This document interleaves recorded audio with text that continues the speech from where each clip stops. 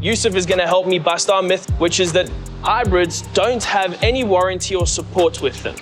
So, I don't think that's very true, but can you start off with giving us what comes with this car when you first buy it? So standard, you have your mechanical, body and paint warranty and transmission warranties, which is your 5-year, not 5-year, 100,000. And then for the power battery system or the high voltage system, we have an additional warranty for customers' peace of mind. Now it's 8 years, 150,000 kilometers, and that covers your lithium-ion battery and all the systems around the high voltage system. So there's additional peace of mind and protection for the customer. Okay, awesome. And then after 8 years, if the battery was to fail, how detrimental is that to the car? Well, that's the interesting thing with all the hybrids. You understand, the battery technology has evolved so much. It's very difficult to say how and when it will fail. You know, it's got to be tested. It's got to run the 8, 9, 10 years.